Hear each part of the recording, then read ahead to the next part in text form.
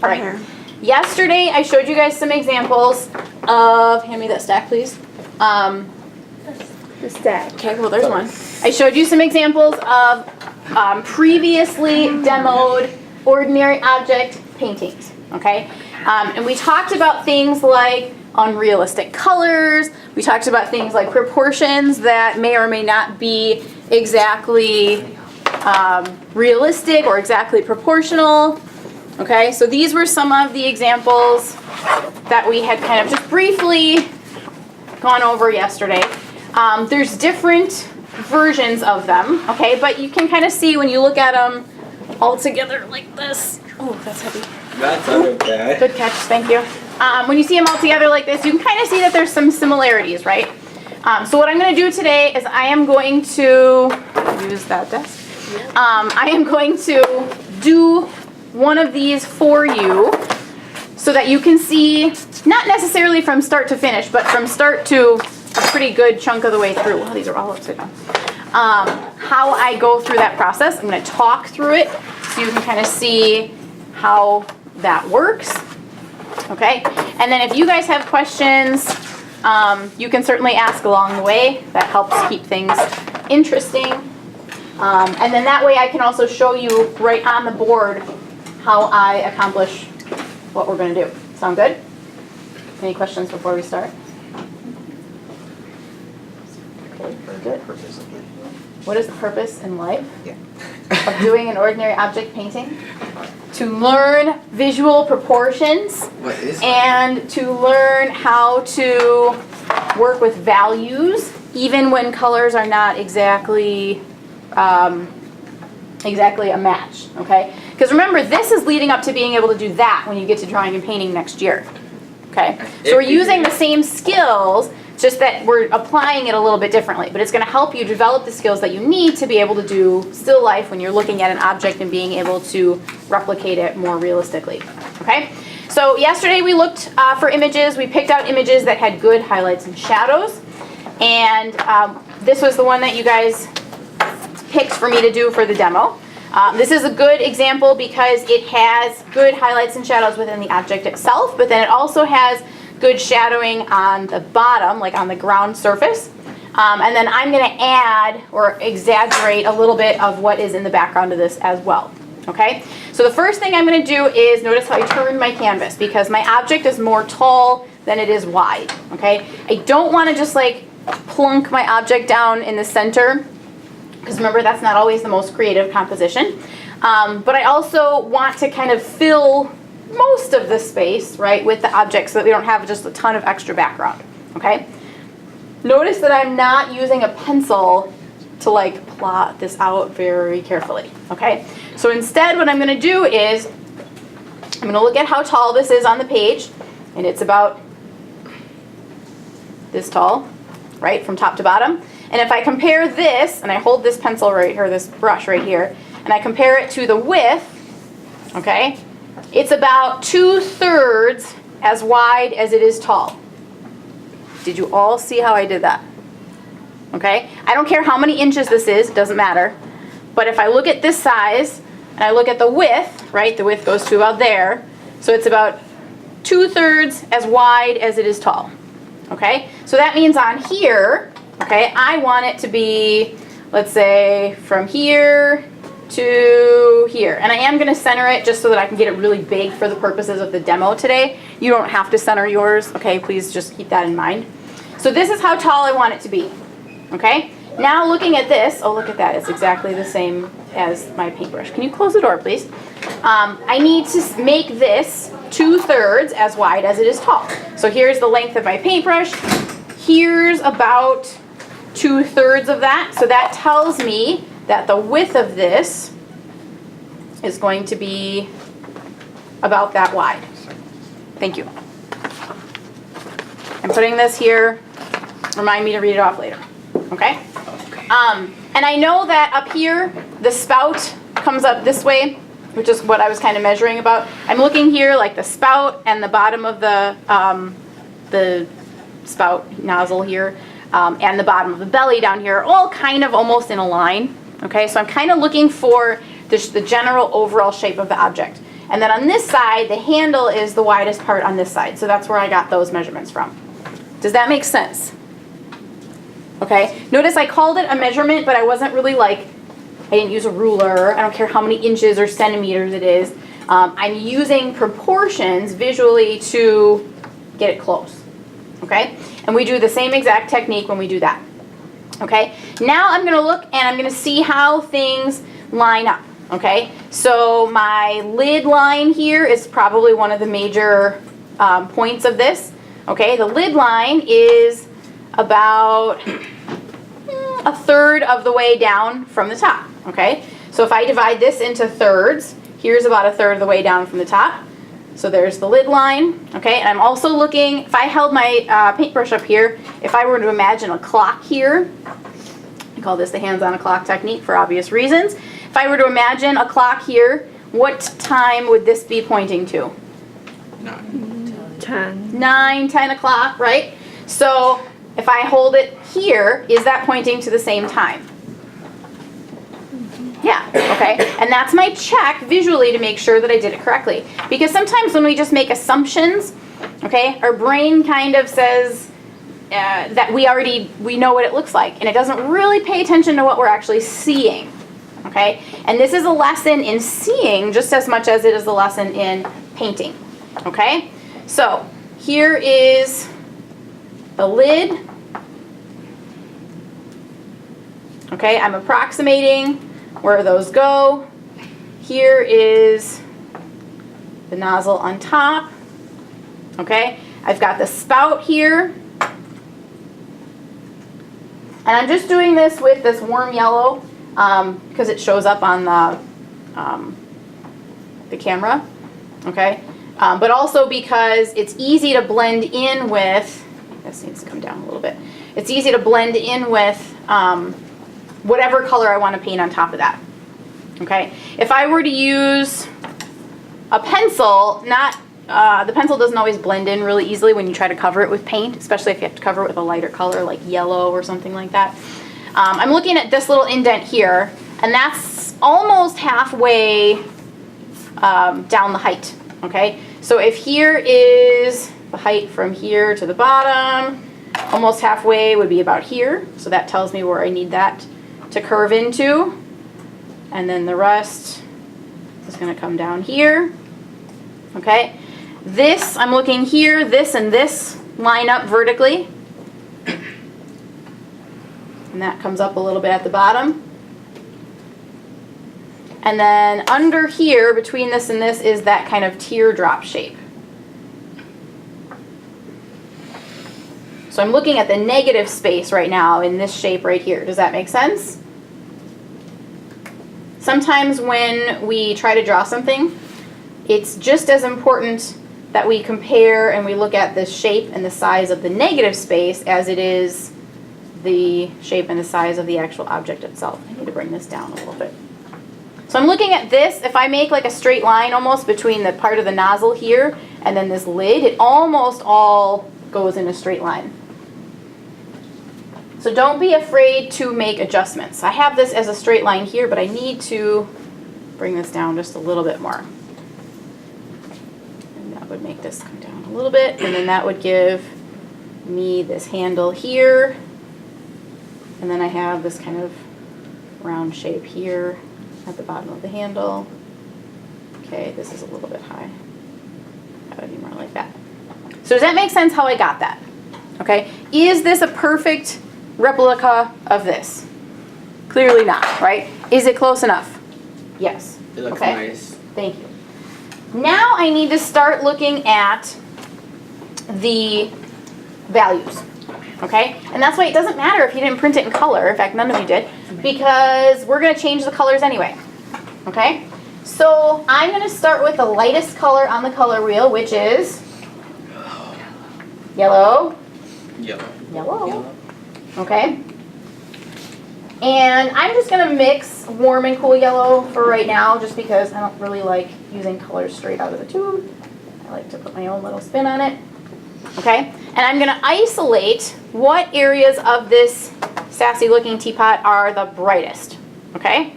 So I'm going to say this side of the nozzle, okay, certainly right here. I'm going to say this side of the top here, okay, this side of, did I call this the nozzle? The knob? This is the nozzle. Nozzle's a weird word.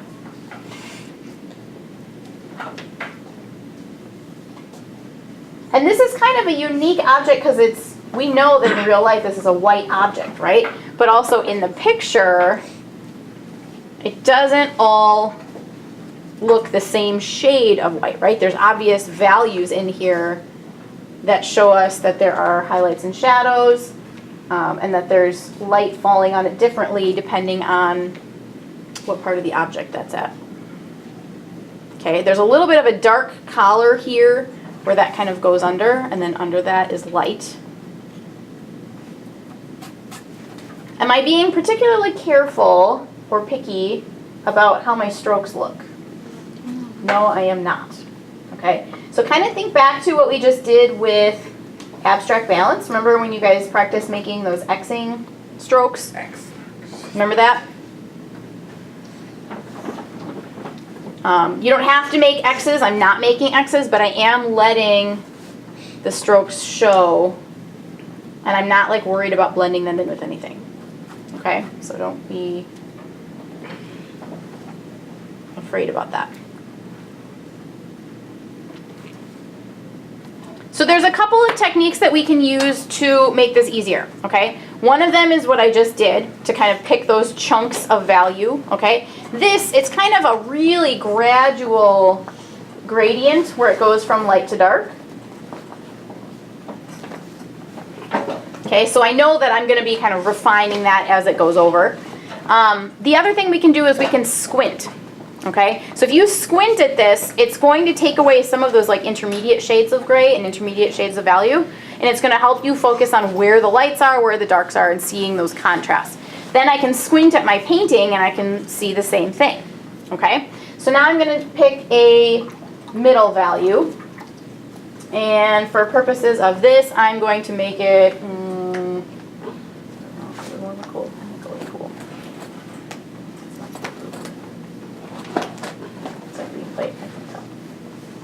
I'm going to go with, oh yeah, that is.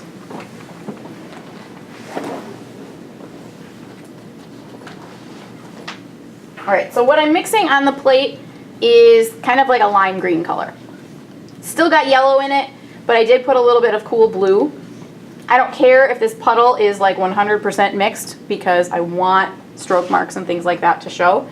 So now I'm going to put in some of the middle values. And the middle values are going to, in this case, fall pretty much right next to some of the lighter values, right?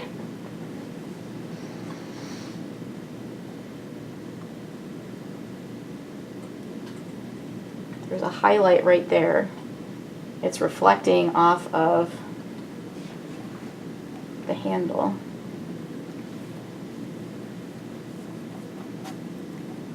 Okay? And then I'm just going to use that yellow, and I'm going to blend back in. I'm going to need some more yellow paint. Would you go grab me the yellow paint bottle, please, somebody? Just bring the whole bottle over here. Thank you.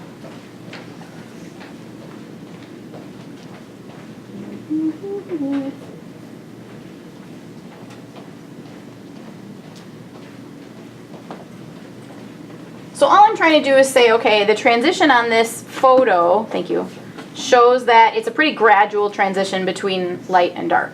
Okay, so that's all I'm trying to replicate is the fact that it goes gradually from light to dark in those areas. Doesn't have to be a,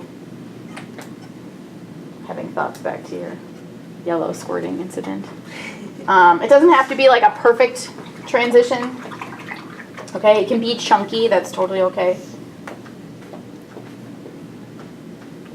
I just want to kind of gracefully bridge that a little bit. Making sense so far? Yes? No? We're still awake? Mostly? Kinda. Kinda, okay, good.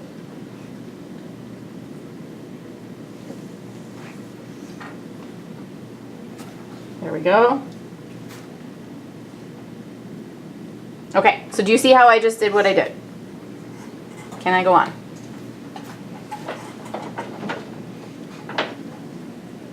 I'm going to assume that's a yes. Okay, now I'm going to go for the darkest values, okay? Now on this particular example, the darkest values are where in this composition? The right side. The background really is the darkest, right? That was a little bit of a trick question. On the object itself, are the values as dark as the background?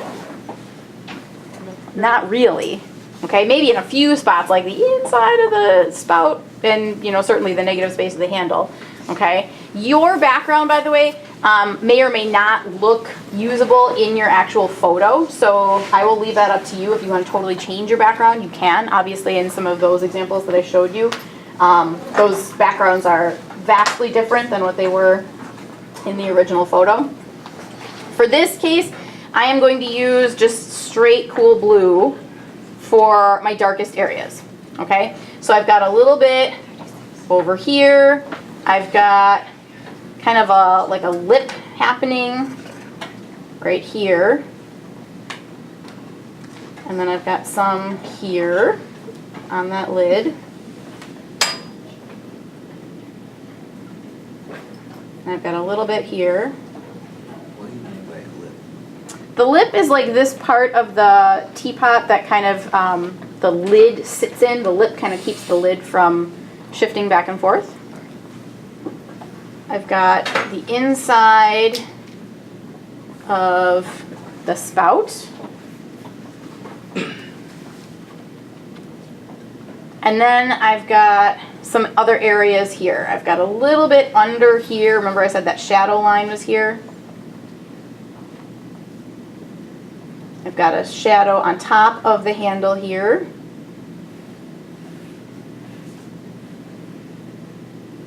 I've got a little bit under here. Now I don't know how much you can see of my face because you're all sitting behind me, but I'm really looking at this as much as I'm looking at this because I'm constantly checking back and forth.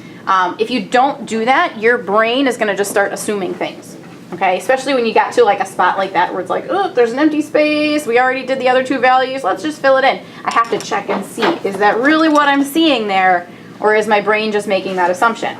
Okay, for here, I'm looking at the shape of this shadow. This has more of a curve. Mine is straight right now, so that means I need to blend and adjust so that I have a little bit more of a curve to my shadow there.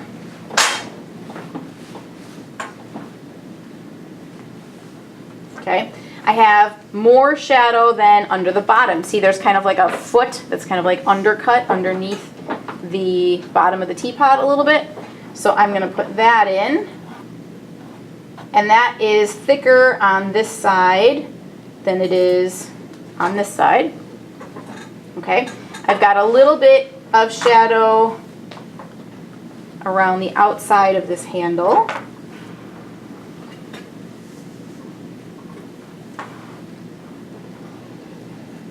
And that makes a more gradual transition, not as gradual as this, okay, but not a stark transition either. And then I've got some of that coming in here for that like spiral-like detail. Okay, that I obviously need to clean up a little bit. This needs to extend out a little bit. This will be here.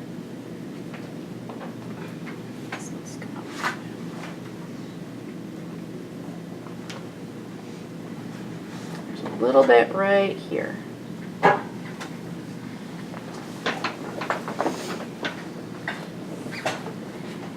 Okay, so do we see how I got this far? Making sense? Yes. Good.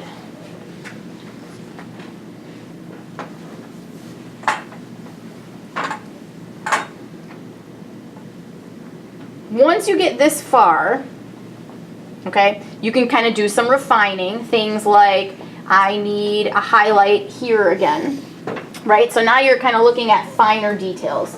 I need a highlight there because that is kind of the lip of the teapot, right? And that's where there is a really narrow highlight. Okay, so I can bring that back in. And that goes all the way across. Some of this stuff, like you can see, it's still really wet over here, so it's having trouble keeping that yellow without getting it all mixed together. Okay, so some of it you might have to wait until the layers underneath dry, which is fine. Okay, some of it you might need it to be wet in order for you to blend what you need to blend, right? So you might just have to kind of play that by ear. You're going to have obviously several days to do this, and you're not going to have to do it all in one day like I am right now. Okay? For the background, I'm going to use warmer colors because I used cool colors in the object. Okay? So I'm going to start with like a blend of warm red and cool red. Okay? In the background, we want to make sure we have a shadow underneath the object. And remember we talked about that kind of like table line, simulating that, to give it some sort of sense of where it's grounded. So I'm going to use the red to start there. But just like we did, just like we talked about with abstract balance, we don't want to leave flat areas of color. So I'm going to start blending in some other colors here. And we want to do our edges as well, just like we did with abstract balance. Okay, use this to kind of refine where those edges are. So if you went too far on the object, right, you can kind of paint it back in and kind of get it back under control with this. Okay, now why is it also, besides the fact that we don't want any flat colors, why is it a good idea that I'm blending in some of this warm yellow here? Anybody know? Think about what we started with.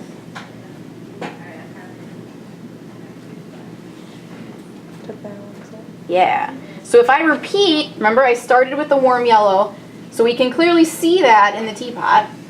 So if I repeat that in this part of the table, it's going to help that feel balanced, even though I'm using warm colors in the background and cool colors in the teapot. So anytime you can repeat a color like that, that's a good thing. Another thing that's helpful in the background is, notice I keep coming back and using some horizontal strokes. Okay? Sometimes that can help to make it look flatter in that background space. Okay? We don't want it to, I mean, when I say flatter, in this case I mean like makes it look like a horizontal surface. I don't want it to be a flat color, but I also don't want it to look like a wall that's sitting there. Okay, so those flat horizontal strokes can help with that. I'm going to bring this down.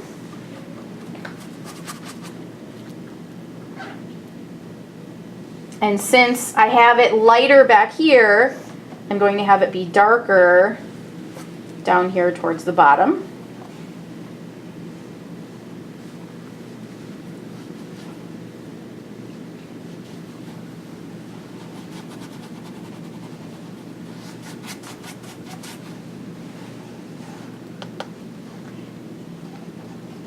Guys hanging in there?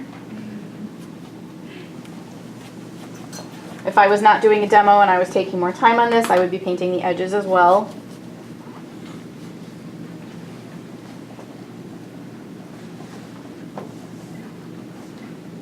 Okay, I have some sort of gradient here just that shows that there is some depth in the space. Okay, I need to put that shadow in under there, so I'm going to go back to that blue and I'm going to use that for the shadow. Now my shadow in this case is a pretty hard-edged shadow.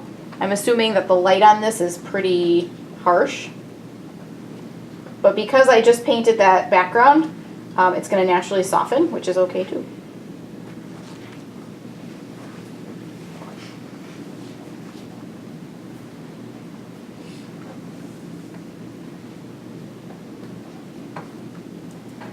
And then most shadows, right under the object is where the shadow is the darkest. So you might have to come in and do like a little bit of accenting just with that straight dark color just so that it looks like it's actually taking up space there. Does that make sense how I got that shadow? You guys okay? Okay. I need to do something up here that balances with the rest of it. I'm gonna stay within the warm family, but I'm gonna go darker because our background here is darker than this, and that makes this look much lighter. You don't necessarily have to stay exactly with what's in your photos background. I will leave that up to you, right? Part of the assignment is we want the ordinary object to look not so ordinary, right? So feel free to use some colors that are not necessarily natural to the object.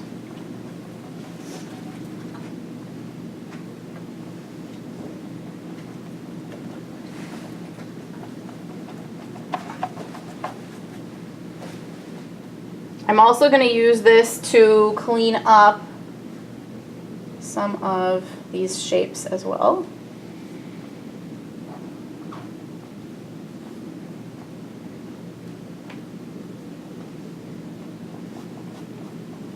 So what's going to happen over here where I've got a blue object and a blue background? What's going to happen? Nothing at all. It's just fine, right? No, guys, come on. What's going to happen? If I paint blue here right next to this blue object, it's going to disappear. It's like theater, where if you paint it black, it doesn't exist anymore. Right? So, what am I going to have to do on the background or on the object in order to prevent that from being a problem? I'm going to have to change one of them or adjust it a little bit, right? What have I not added to this background that is happening down here? Brighter color. Specifically, what brighter color? What color is it down here, guys? Red. Red, very good. So if I add red to this blue, what's going to happen? It's gonna turn purple. It's going to turn purple, which is lighter or darker than blue? Darker. It is darker. So how cool is that? It's going to make my background darker than the object. Therefore, it's going to create contrast so that I can see the object in front of the background. Isn't that cool? Definitely. You're not as excited as I am, but it's exciting.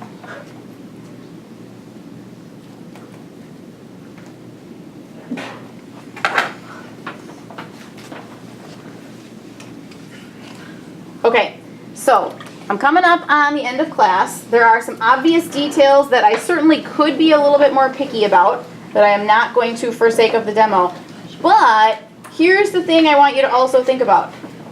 You don't have to be all that picky about details either. If you guys notice, I painted this entire thing with this kind of rather largish brush. Okay? I do not necessarily need you to like pick out the tiniest little brush and start going really picky on all of your little details. Okay? I want you to do it loose like what I did first. Then if there's time, you can certainly go back and refine a little bit. Are you all right? Yeah. Okay. But I want you to start out loose like this first because it forces you to have to kind of see those highlights and shadows in a much better way. And that's really what I want you to learn from the project is how to replicate those highlights and shadows. Does that make sense? Yep. What questions do you guys have? Do you feel like you could do this? That's one sassy teapot. You see a teapot, that's good. I didn't mention anything about sassy teapot. Yes, it is. Looks like it has an attitude. I didn't mention anything about looking from a distance, which of course you will do very frequently because it's going to also help you see those highlights and shadows even better than up close. I want you guys on your way back to your seats to come up close and take a look at it really close and then look at it farther away on your way back. And I want you to see the difference of the level of detail. Requested. Oh, thank you. Can somebody read the request list, please? Julian Reuter, McLean to Kaminsky, Autumn to Bennett, and Reuter. Tana to Matson. Thank you. All right, come up and take a look and then go back to your seats. Who's Mao? Who's what? Mao? Yeah. Like the Chinese dictator? Okay. Mao. It's not a test question. Mao Zedong. No, it's just one of those. Should I stop? Yep, you can stop.